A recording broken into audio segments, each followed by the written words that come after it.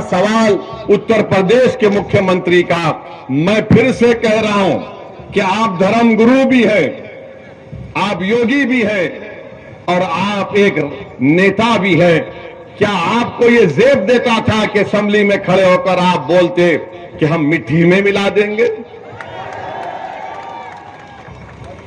देश के सबसे बड़े प्रदेश के मुख्यमंत्री हैं और अखिलेश यादव को बोलकर कह रहे हैं कि मिट्टी में मिला देंगे। हां, अगर आप बोलते अखिलेश यादव तुम्हारी पार्टी को मिट्टी में मिला दूंगा तो हम भी बोलते आमीन, मगर किसी व्यक्ति को मिट्टी में नहीं मिला सकते आप, चाहे वो किसी समुदाय का हो। जो ऊंचे पद पर बैठता है उसकी जबान से इस तरह के अल्फाज निकलना, और ऊपर से उत्तर प्रदेश के मुख्यमंत्री और उनके अतराफ के दोस्त और खास तौर से उनका जो समुदाय है वो कहता है कि 2029 में बाबा दिल्ली जा रहे हैं।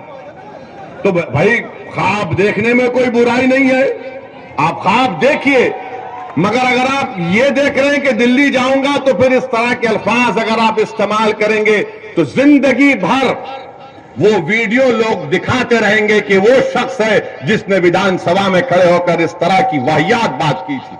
क्योंकि यहां पर सबकी कोशिश एक ही है कि हाजी आरिफ की कामयाबी को रोका जाए, मजलिस की कामयाबी को रोका जाए और बीजेपी को यहां से कामयाब किया जाए। जो लोग विधानसभा में के चुनाव में आपका वोट तो हासिल किए मगर बीजेपी को नहीं रोक सके, तो मेरी आप तमाम से फिर से ये गुजारिश है, इल्तिजा है कि आप अपने वोट का नुकसान मत करिए। लोग आएंगे आपसे, मुख्तलिफ बातें करेंगे, झूठ को बयान करेंगे, आपको वरगलाएंगे और आपसे कहेंगे कि हाजी आरिफ ये मजलिस ये। मेरी आपसे एक ही गुजारिश है कि विधानसभा के चुनाव में आपने तो समाजवादी को वोट दिया, हाजी आरिफ को मजलिस का आपने साथ नहीं दिया, यह आपका फैसला है। मगर इस बार आप देख रहे हैं कि वही लोग दोबारा खड़े होकर वही दोबारा झूठ को बयान कर रहे हैं कि हम बीजेपी को रोक सकेंगे। याद रखिए मेरी इस बात को, अखिलेश यादव 2017 का विधानसभा का चुनाव हारे, बीजेपी सत्ता में आई। अखिलेश यादव 2019 का लोकसभा का चुनाव हारे, यहां से बीजेपी के बहुत बड़ी तादाद में सांसद मुंतखब हुए, जो दोबारा नरेंद्र मोदी को प्रधानमंत्री बनने का रास्ता आसान किया। 2022 में विधानसभा के चुनाव हुए, फिर आपके और हमारे दरमियान में आकर यह कहा गया कि नहीं नहीं बीजेपी को हम हराएंगे, हमारा साथ दो। मैं पुकारता रहा, मैं आपसे अपील करता रहा कि आप नहीं हरा पाएंगे बीजेपी को। मैं आपसे उस वक्त भी कहा कि कम से कम आप अपने वोट से अपनी एक सियासी लीडरशिप को बनाइए, अपने नेता को बनाइए जो जाकर नाइंसाफियों के खिलाफ आपकी आवाज बन सके, जो जुल्म के खिलाफ आपकी आवाज बन सके। मेरी आपसे गुजारिश है कि मेरी इन तमाम बातों पर आप आराम से गौर फरमाइए। मैं फिर से आपसे कह रहा हूं कि अखिलेश यादव में ना तो काबिलियत है अपने पिता की तरह, ना अखिलेश यादव में जज्बा है सेकुलरिज्म को जिंदा रखने का, मगर अखिलेश यादव और समाजवादी पार्टी में बार बार वो यही कहते रहेंगे कि आप हमारा साथ दो, मुस्लिम समाज हमारा साथ दो, दलित समाज हमारा साथ दो, तो हम कामयाब हो जाएंगे। आपने वोट दिया तब भी बीजेपी कामयाब हो गई। यकीनन बीजेपी को हराना है, मगर समाजवादी पार्टी उत्तर प्रदेश और दासना से बीजेपी को नहीं हरा सकती। अगर दासना से आज अगर कोई योगी आदित्यनाथ को, नरेंद्र मोदी के दांत को खट्टा कर सकता है तो उसका नाम हाजी आरिफ है। तो मेरी आपसे गुजारिश है कि आप अच्छा फैसला लेकर हाजी आरिफ को और एमआईएम पार्टी को कामयाब करिए। आज अखिलेश यादव का मामला आप देख रहे हैं कि मुझे अभी बताया गया कि मीरठ को गए थे और मीरठ में कहां पर कैंपेन करते हैं, जो पूरा का पूरा उस वार्ड में जाते हैं जो अल्पसंख्यक समाज मुस्लिम बाहुल इलाका है। अखिलेश यादव से वहीं पर कैंपेन करना करने के लिए जाते हैं। और जब वहां पर गए तो अखिलेश यादव के मुंह के सामने खड़े होकर मीरठ के उन गयूर लोगों को मैं सलाम करता हूं जिन्होंने अखिलेश यादव के सामने खड़े होकर उनके मुंह पर कहा कि मजलिस इत्तेहादुल मुस्लिमीन जिंदाबाद, मजलिस पार्टी जिंदाबाद। तो अखिलेश यादव गुस्से से लाल पीले होकर अपनी गाड़ी में बैठकर वहां से भाग जाते। तो अखिलेश यादव को मालूम हो गया कि वो जो झूठ बोल रहे थे मजलिस पार्टी के ताल्लुक से, उत्तर प्रदेश की जनता, मगरबी यूपी की जनता, मीरठ की जनता और मुझे मालूम कि दासना की जनता भी उनके झूठ को उनके मुंह पर तमाचे के तौर पर मारेगी और सच्चाई को कामयाब करेगी। तो मेरे अजीज दोस्तों और बुजुर्गों, मैं दासना की सरजमीन से मीरठ की जनता से भी अपील करूंगा कि आप मजलिस के मेयर के उम्मीदवार को और पार्षद के तमाम उम्मीदवारों को आप कामयाब करिए। मैं मीरठ की आवाम को बता रहा हूं कि आप हरगिज इस बात का ताज्जुब मत करिए कि अगर आप अपने के कोर्ट का सही इस्तेमाल करेंगे तो मीरठ से मजलिस का मेयर बनेगा और हम एक तारीख को रकम करेंगे। वहां पर समाजवादी पार्टी हो, बीएसपी हो, इनमें अब दमखम नहीं रहा बीजेपी से मुकाबला करने के लिए। आज अखिलेश यादव 2024 के लोकसभा के चुनाव के लिए कभी हमारे तेलंगाना के मुख्यमंत्री के साथ बगल में बैठ जाते हैं, तो कभी बंगाल में ममता बनर्जी के पैरों के पास बैठ जाते हैं, तो कभी नीतीश कुमार के सामने अपना सर झुका देते हैं। अरे याद रखो 2024 में अगर बीजेपी को हराना है तो तुमको बीजेपी को उसकी हिंदुत्व आइडियोलॉजी पर हराना पड़ेगा। अगर अपोजिशन के लीडर मिल जाएंगे इससे कुछ फायदा नहीं होगा। फायदा उस वक्त होगा जब यूपी की जनता को बीजेपी के खिलाफ खड़ा कर दिया जाए और उनसे कहा जाए कि बीजेपी आपको नौकरी देने में नाकाम साबित हुई है। बीजेपी नौजवानों का मुकद्दर बेरोजगार बनाकर रखती है। जब हम यूपी की और भारत की जनता को ये बात समझाने में कामयाब हो जाएंगे कि नरेंद्र मोदी प्रधानमंत्री जरूर बन गए मगर महंगाई को रोक नहीं सके। आज गरीबी बढ़ रही है, बेरोजगारी बढ़ रही है, आज जनता के पास पैसे नहीं है अगर उनके बच्चों को स्कूल में तालीम दिलाने के लिए। आज गरीब इतना परेशान है करके घर में अगर कोई बीमार पड़ जाता है तो उसको कर्जे लेकर अपने दोस्त या अपने रिश्तेदारों का इलाज करना पड़ता है। ये सब के सब जिम्मेदार बीजेपी के प्रधानमंत्री, देश के प्रधानमंत्री और उत्तर प्रदेश के मुख्यमंत्री का मामला रहा है। आज अब उत्तर प्रदेश के मुख्यमंत्री से पूछिए कि आपने उत्तर प्रदेश में क्या विकास किया, तो बोलेंगे मैंने बुलडोजर मासूम लोगों के घर पर चढ़ा दिए। उनसे आप पूछिए कि तुमने कौन सा विकास किया, तो बोलेंगे मैंने माफिया को खत्म कर दिया। अरे माफिया को कहां खत्म हो रहा है? अरे ये तो बताओ कि आपके बीजेपी में कितने ऐसे माफिया नेता बैठे हैं, उन पर फूल बरसाए जा रहे हैं, उनको आप अपनी सत्ता में रहकर अपनी छत्र छाया में उनकी हिफाजत कर रहे हैं, और जो कोर्ट से मुल्जिम करार दिया जाता, जिसके हाथ में जंजीरें होती है, तो पुलिस की मौजूदगी में उनको लोग आकर उनके सर पर गोलियां चलाकर उनकी हत्या करके चली जाते हैं और मुख्यमंत्री बोलते हैं कि मैंने माफिया को मार दिया। मुख्यमंत्री आपकी पुलिस है, उत्तर प्रदेश की पुलिस की कस्टडी में 2 प्रिजनर्स हैं और उनको आकर सर पर गोलियां मारकर, और मारने वाले पूरी तैयारी के साथ आए थे, मारकर हथियार फेंककर पुकारते हैं सरेंडर सरेंडर और जेएसआर का नारा। मैं उन पुलिस वालों से मेरा एक सवाल है, अगर वो जेएसआर का नारा नहीं लगाते और तकबीर बोलते तो निकाल कर उनको वहीं भून देते थे। ये कौन सा आपका इंसाफ है बताओ आप? और मुख्यमंत्री बोलते गोली का जवाब गोली से देंगे, तो वहां पर क्या हो रहा था? गोली का जवाब जबान से भी नहीं दे पा रहे थे। आपकी कस्टडी में किसी की हत्या हो जाती है, छोड़ दिए थोड़ी देर के लिए, उन मुल्जिमिन का नाम अतीक और अशरफ था, मगर आपकी कस्टडी में थे, आपने उनको नहीं बचा पाए और आप बड़े बड़े बुलंद बांग दावे कर रहे हैं हम ऐसा कर देंगे। अरे तुम्हारी कस्टडी में जो प्रिजनर है तुम उसको नहीं बचा पाए, और मैं कह रहा हूं कि एनकाउंटर चाहे किसी समुदाय का हो, उसका नाम कुछ भी हो, एनकाउंटर से लोकतंत्र कमजोर होता है। एनकाउंटर से लोगों का विश्वास लोकतंत्र में, जमहूरियत में कम होता है। एनकाउंटर से कोर्ट, जो कानून और इंसाफ के ऊपर अगर कोई इंसाफ करना है तो कोर्ट का काम है।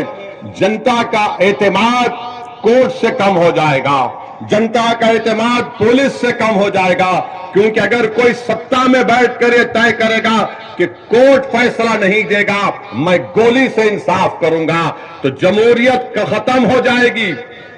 लोकतंत्र को अगर मजबूत करना है तो गोली से नहीं, कोर्ट से इंसाफ करना चाहिए। आखिर वो कौन लोग हैं? मैं फिर से पूछ रहा हूं उत्तर प्रदेश के मुख्यमंत्री से कि जिन लोगों ने इलाहाबाद की सरजमीन पर उन दोनों को गोली मारी, आखिर वो कौन लोग हैं? कि उनके एक जो जिसने गोली मारी उसके घर पर झोपड़ी में रहती है उसकी मां, आखिर कैसे उसके पास 8-8 लाख के 2 वेपन आए, 16 लाख के? क्या इनको पैसा पाकिस्तान से आया? योगी आदित्यनाथ बताओ हमको, क्या आईएसआई ने उनको पैसा दिया था? क्या ये लश्कर तैयबा के एजेंट थे या नाथूराम गोडसे की नाजायज औलाद थी ये? या तो हाफिज सईद की नाजायज औलाद या फिर गोडसे की नाजायज औलाद हो सकती है ये। मुख्यमंत्री बोलते नहीं है कि कौन है, कौन उनके पीछे है, कि कौन उनको वो 8-8 लाख की एक रिवॉल्वर दिया, सेमी ऑटोमेटिक। कहां से हथियार इनको आए? कोई सब भूल गए। मीडिया वाले 3 दिन 4 दिन तक खूब चलाए, उसके बाद बाबा के राज में जो हो रहा वो खामोश बैठ गए, बोले महाराज का मामला है। अरे ये तो दिखाते कि भाई कहां से वो रिवॉल्वर आई। 8-8 लाख के 2-2 वेपन, 16 लाख की वेपन। अच्छा आप ये बात समझो, हम यहां पर दासना को क्यों आए?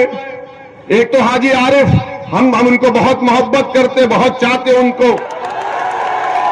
दूसरा हमारा आने का मकसद यह है कि हम पर जो लोग गाड़ी पर हमारे पर गोलियां चलाए थे वो भी हमारे पीछे चल रहे थे। यहां पर यहीं पर टोल गेट पर गोली चलाए, तो हम सोचे कि अगर नहीं जाएंगे तो वो नाथूराम गोडसे की औलाद, वो दोनों को लगेगा कि डर के नहीं आया हो ऐसी। तो हम बोले आते हैं आरिफ साहब, आप फिक्र मत करिए, जरूर आते हैं, इसीलिए हम आए हैं और आते रहेंगे।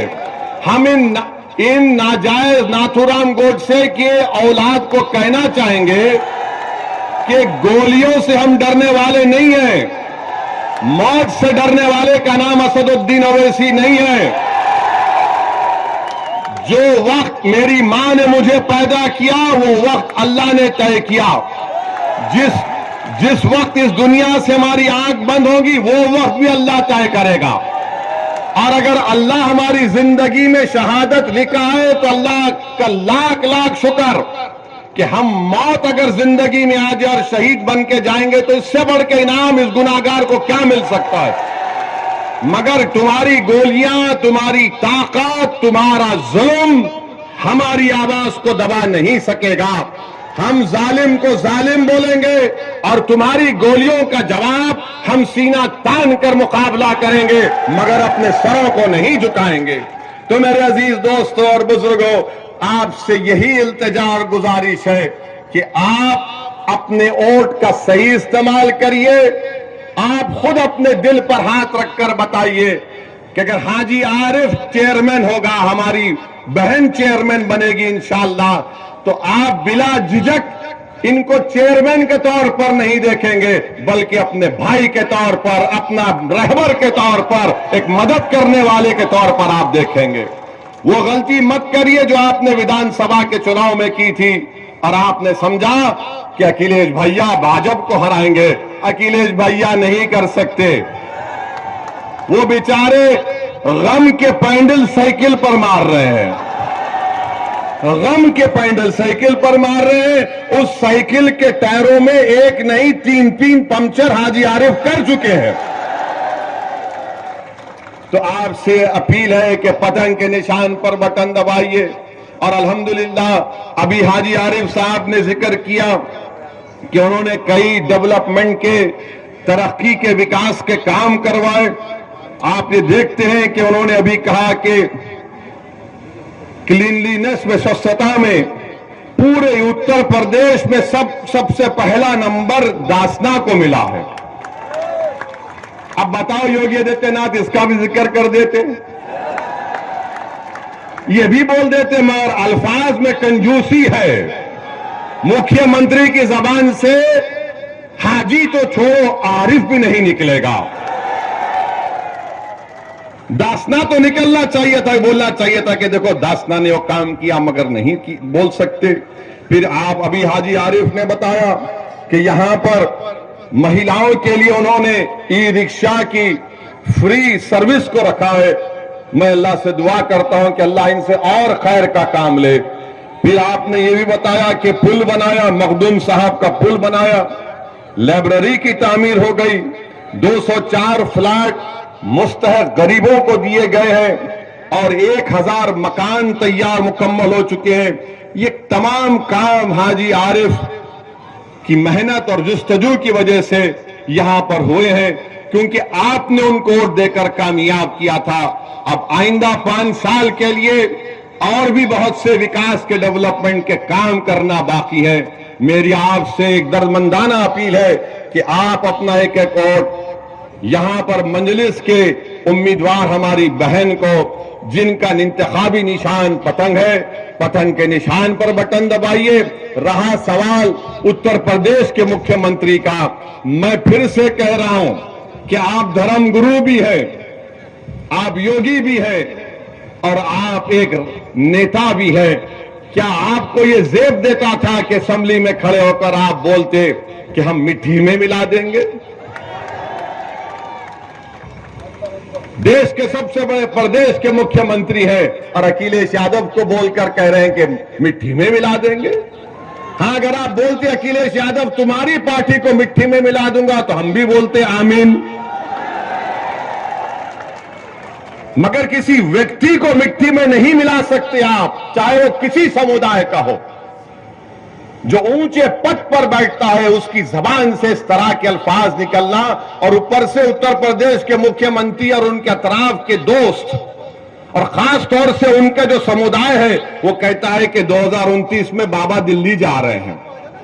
तो भाई ख्वाब देखने में कोई बुराई नहीं है, आप ख्वाब देखिए, मगर अगर आप ये देख रहे हैं कि दिल्ली जाऊंगा तो फिर इस तरह के अल्फाज अगर आप इस्तेमाल करेंगे तो जिंदगी भर वो वीडियो लोग दिखाते रहेंगे कि वो शख्स है जिसने विधानसभा में खड़े होकर इस तरह की वाहियात बात की थी।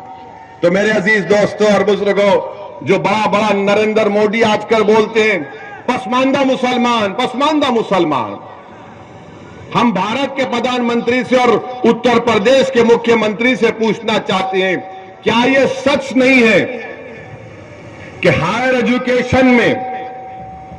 एजुकेशन में सबसे कम अगर कोई है तो मुसलमान है, सबसे कम मुसलमान है। और नरेंद्र मोदी और बीजेपी, आरएसएस रोज बाजा बजाती पसमानदा मुसलमान, पसमानदा मुसलमान। अरे तुम बाजा बजा रहे तो कुछ तो करो।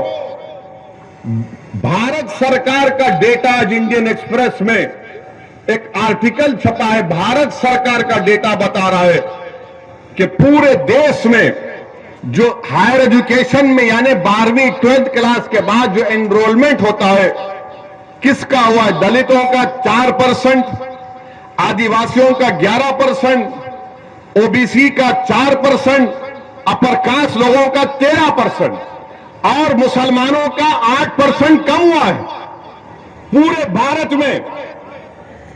और उत्तर प्रदेश में कितना कम हुआ है? उत्तर प्रदेश में अल्पसंख्यक समाज मुसलमान की आबादी 20% है और कितने मुसलमान समाज के हायर एजुकेशन में पढ़ रहे? 4.5%। पूरे भारत में अगर 1,80,000 मुसलमान का ड्रॉप आउट हुआ है हायर एजुकेशन एनरोलमेंट में, तो उत्तर प्रदेश में 58,365 का ड्रॉप आउट हुआ। क्यों मोदी जी आप झूठ बोलते, पसमानदा मुसलमान को करो? अरे आप ही के राज में इतने बुरे दिन आ गए कि 58,000 मुस्लिम बच्चे और बच्चियां हायर एजुकेशन से उत्तर प्रदेश में निकल जाती है।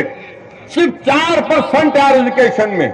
क्यों है? क्योंकि मोदी जी ने फेलोशिप को खत्म कर दिया मौलाना आजाद की, क्योंकि एनकाउंटर के नाम पर डर फैला दिया जाता है, डराया जाता है तो लोग डरते हैं, नौकरी नहीं मिलती, जब पढ़ेंगे नहीं तो नौकरी नहीं मिलती। बल्कि पीएलएफएस का डेटा है कि अगर किसी का नाम मुसलमान है और किसी का नाम दलित है, आदिवासी है और पंडित है तो सबको इंटरव्यू का कॉल आता है। किसको नहीं आता? मुसलमान को नहीं आता।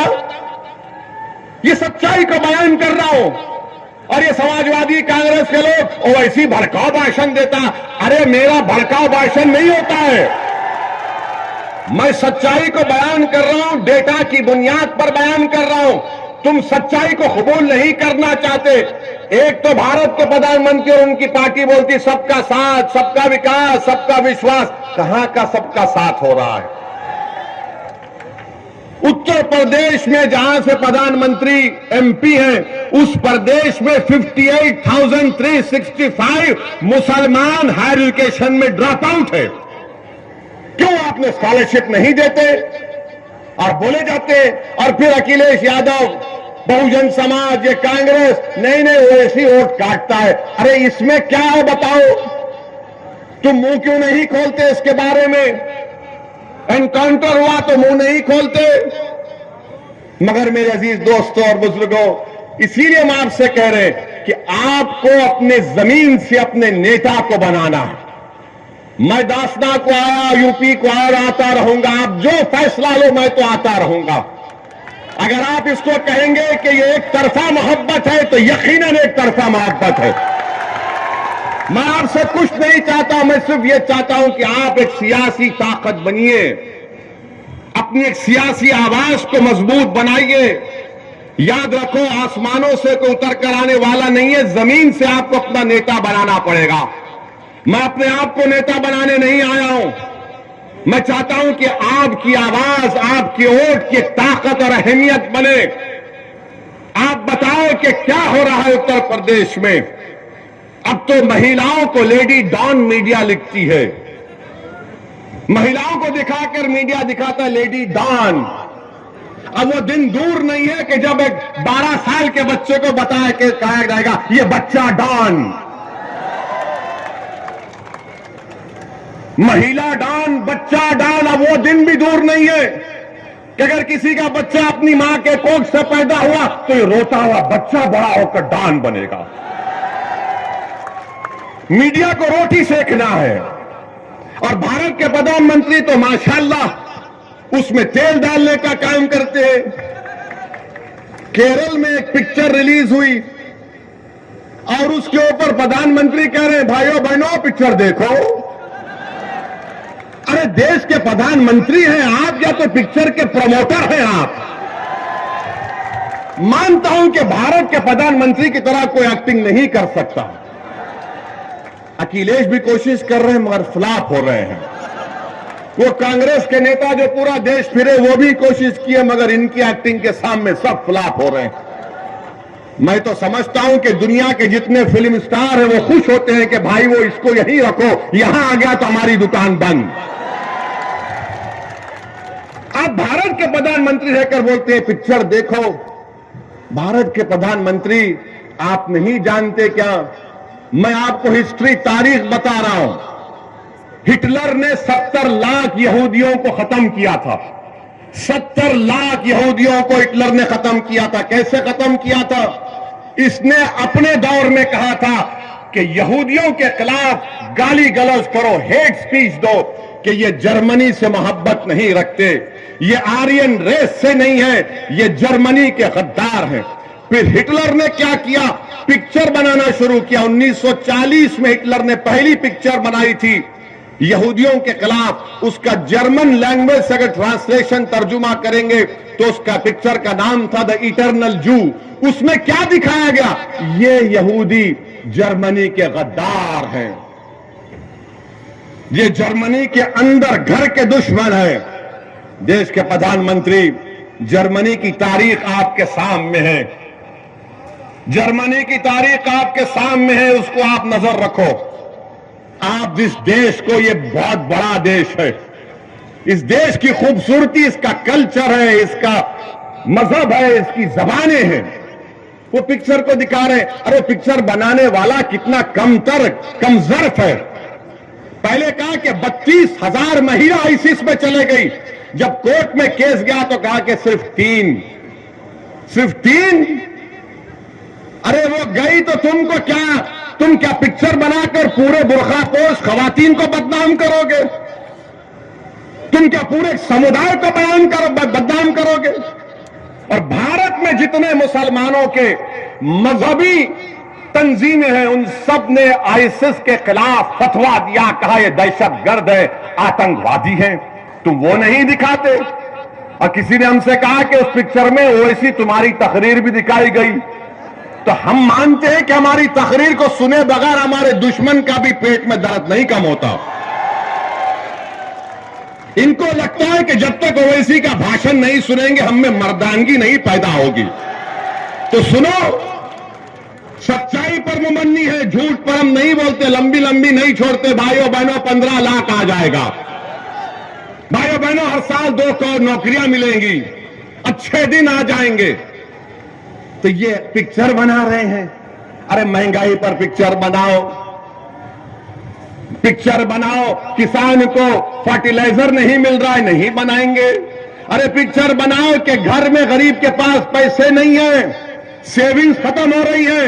भारत में 20% गरीब और गरीब हुआ है। कितना? 50%। अगर एक गरीब 100 रुपये कमा रहा था, आज 50 रुपये कमा रहा है। और अगर कोई दौलतमंद 100 रुपये कमा रहा था, आज 140 रुपये कमा रहा है। ये नरेंद्र मोदी का सबका साथ, सबका विश्वास, ये गरीबों से मोहब्बत बीजेपी की है कि गरीब जो 100 रुपये कमा रहा था, आज 50 रुपये कमा रहा है। सबसे गरीब जो दौलतमंद 100 रुपये कमा रहा था, 140 रुपये कमा रहा है। तो भारत के गरीबों को फैसला करना है, भारत के मजलूमों को फैसला करना है। और 11 तारीख के दिन दासना की जनता को एक तारीखी फैसला लेते हुए आप तमाम से अपील कर रहे हैं कि आप हाजी आरिफ के हाथ को मजबूत करिए और आप इस वास्ते भी वोट दीजिए कि वो नाथूराम गोडसे की नाजायज औलाद को भी मालूम हो जाए। यहीं पर हम पर गाड़ी पर गोलियां चलाई गई थी, तो उनको भी जवाब दीजिए। हम आपसे क्या कह रहे हैं? गोली से नहीं, बैलेट से जवाब दीजिए। और हम उनकी गोली का जवाब जबान से देंगे, उनकी हर गोली का जवाब अपनी भाषण से देंगे, संविधान से देंगे, तूफान खड़ा कर देंगे इंशाअल्लाह ताला। तो 11 तारीख के दिन सुबह सुबह निकलिए, एक होकर यहां से हाजी आरिफ को कामयाब करिए, बीजेपी को शिकस्त दीजिए, बीजेपी को हराइए। ये समाजवादी और बहुजन समाज पार्टी बीजेपी को कामयाब करवाना चाहती है, अपने इत्तेहाद को कमजोर मत होने दीजिए। हमारे दिलशाद हमारी इनकी भी खड़े हैं, गाजियाबाद से इनकी वाइफ मेयर की कैंडिडेट है, इनके भी हक में आप दुआ करिए और डालिए।